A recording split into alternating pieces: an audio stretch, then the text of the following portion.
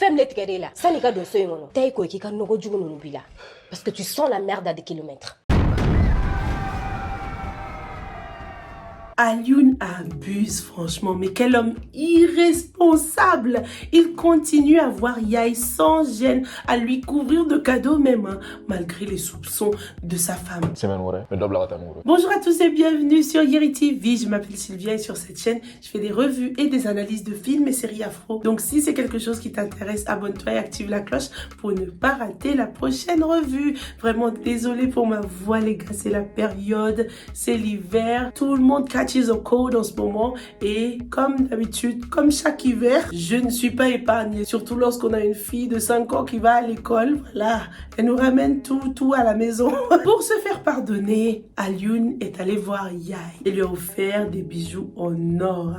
Il est très attentionné avec elle, hein, chose qu'on ne voit jamais lorsqu'il s'agit de Ami. Il passe son temps à juste demander pardon à Ami, j'ai l'impression.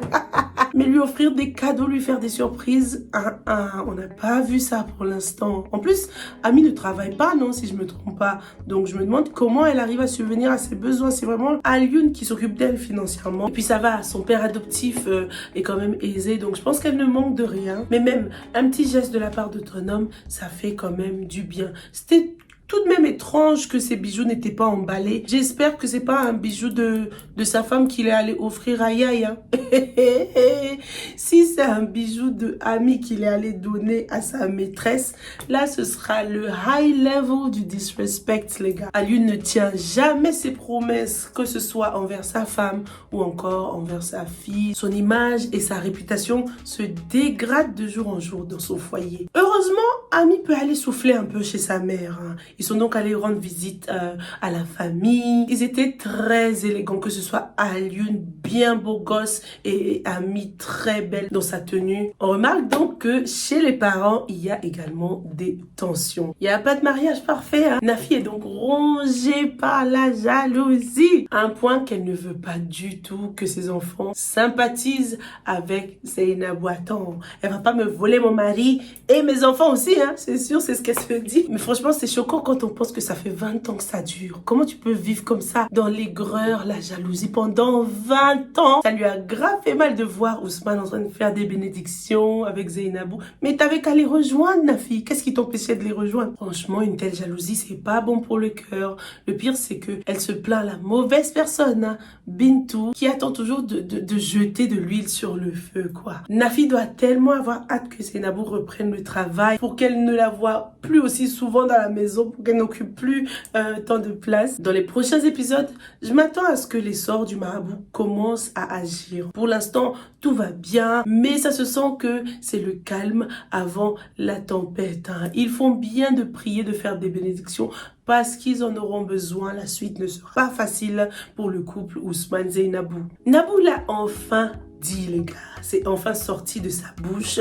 Son souhait le plus cher, c'est de devenir la femme de Mustapha. Jusqu'ici, elle en rêvait, elle le pensait dans sa tête, elle se confiait à sa maman. Mais pour la première fois, ça y est, elle l'a dit à la mère de Mustapha, qui ne va pas se gêner de l'aider, hein, de lui donner un coup de pouce pour devenir la deuxième femme de son fils.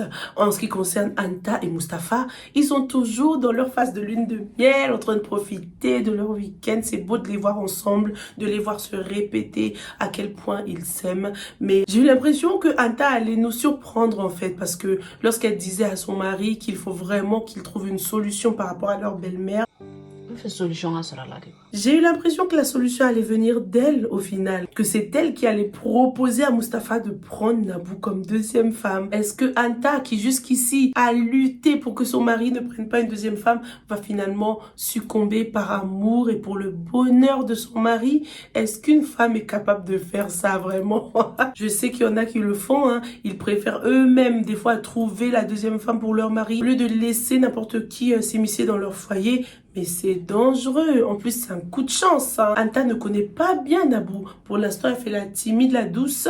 Mais comme on l'a vu dans l'épisode 0, Naboo va changer une fois qu'elle aura un peu plus d'autorité dans cette maison. Le pire, c'est que ses intentions ne sont pas forcément bonnes. Bon, ça va, elle prétend être amoureuse. Mais ça se voit qu'elle est beaucoup plus là pour l'argent, pour une vie meilleure. Surtout que sa maman lui met la pression par rapport à ça. Ils ont un côté très matérialiste. C'était donc les grands points de cet épisode. Dites-moi ce que vous en avez pensé. Est-ce que vous pensez que Anta est capable de finalement nous surprendre et autoriser Mustapha à prendre une deuxième femme ou pas?